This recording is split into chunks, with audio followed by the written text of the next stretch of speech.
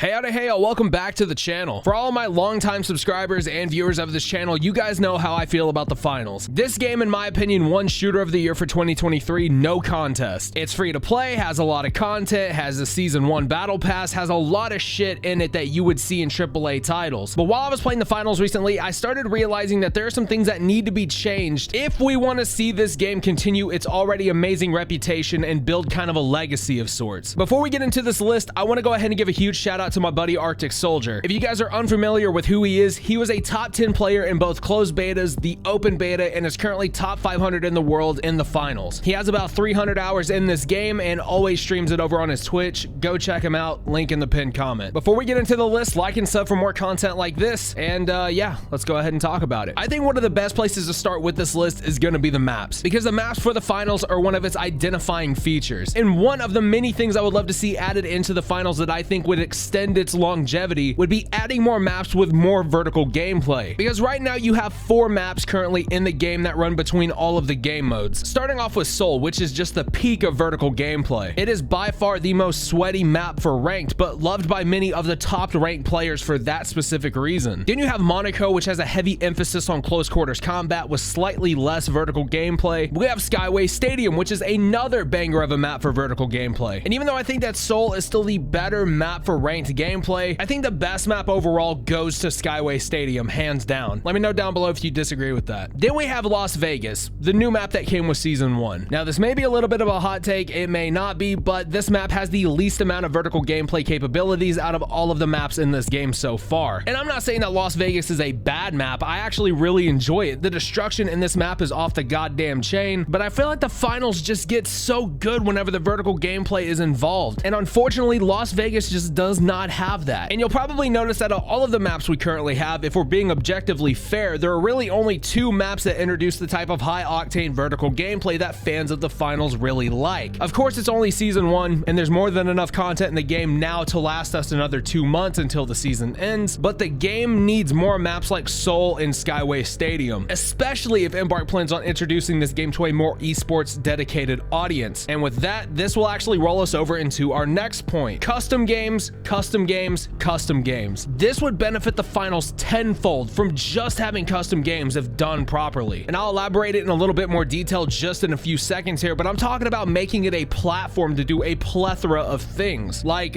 for example, add the possibility to train with bots kind of like in R6 Siege. Either they are stationary or moving targets, it doesn't really matter. But this helps train players and makes them familiar with weapons, maps, callouts. It helps keep the barrier to entry in the skill department low enough for people to enjoy learning the game, but high enough to keep more veteran players interested. This also opens up the market for your esports side of the house, because this also ties in for scrims, tournaments, face-it battles, you name it, and you can pretty much do it. Some esports teams have already expressed interest in esports finals, like 2023 CDL champions, the New York Subliners, and their parent organization, the NYXL. I've spoken to them about this kind of in passing, and they want to get involved, but since there's no custom match platform to experiment or test anything with, they really can't do anything to pull the trigger on anything. I'm just saying, you get custom games in and we're going to see this esports market for the finals blow up. Let's go ahead and move over into our third point, and this is making the battle pass progression easier. I know a lot of people are in it for the grind. I really enjoy grinding out battle passes, but good God, does this shit take forever. Without grinding challenges or winning matches, you're only gaining about 500 XP per match. If you win, it's about 1,000. Challenges are usually an additional 500 XP, but if you complete X amount of challenges, you get a boost of 2,000 XP. I don't know, there's a lot of numbers in math here, and I did not do good in school with math. But I can tell you this, one battle pass tier is 9,000 XP, and all 96 tiers combined is 896,000 XP total. This battle pass, depending on if you suck shit through a garden hose or if you're on some god tier shit, can take anywhere between 50 to 80 hours to complete on average. That's absolutely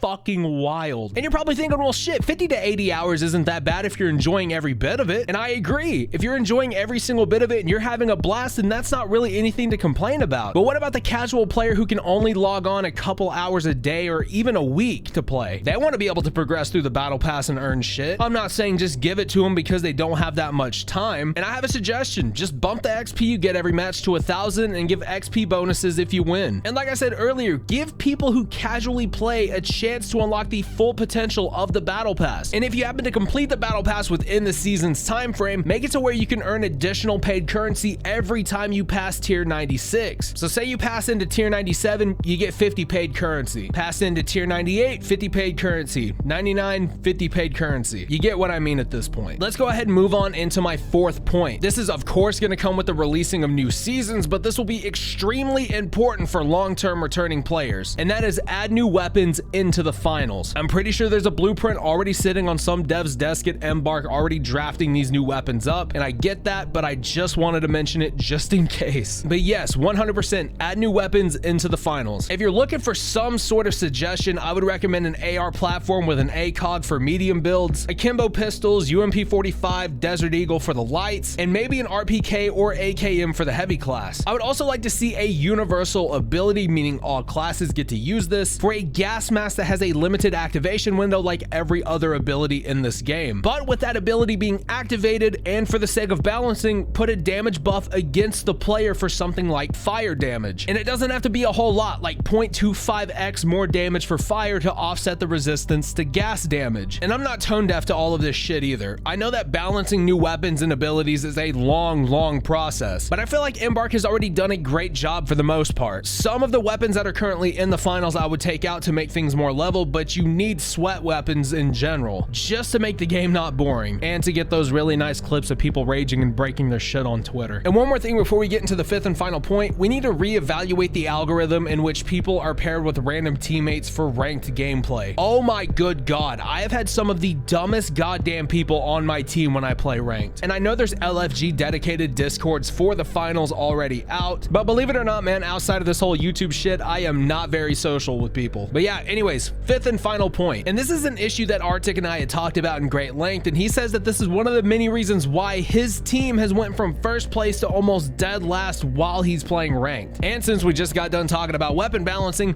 let's drive home the point that overall game balancing is still something that needs to take place. Like balancing meta weapons with other meta weapons in the game. Can't tell you how many times I got dicked on while using either a Mac 11 and the enemy was using an FCAR, or vice versa. This also goes for equipment and abilities, and exploits in both of those areas has led to something called nuking. Nuking is another huge issue that's only been worse by heavy mains since the finals nerfed aim assist, which was something that happened just a couple weeks ago. And if you don't know what the hell nuking is, it's essentially when a heavy class, sometimes a light class, but mainly heavy class, will strap a C4 to a gas canister or a fire bottle, launch it into a team, and insta-dink you and everyone around you. You can obviously tell by the tone of my voice and what I just read that this is absolutely goddamn stupid and aggravating to deal with. So what do we do to fix this issue? Well, we eliminate the ability to attach explosives and shit to arena throwables. They nerfed the turn exploit in record time. I don't see why we can't get that patched out pretty damn soon. But yeah, that was my list for the 5 things we need to see added into the finals if we want to see this game celebrate its 5 or even 10-year anniversary. Let me know down below some of the things you would love to see added or fixed in the finals. And while you're down there, go ahead and hit that like button, that sub button, and nuke that notification bell for more content like this. And as always, my name is Red Bear Mortis. Speak loud, speak the truth, and I will see you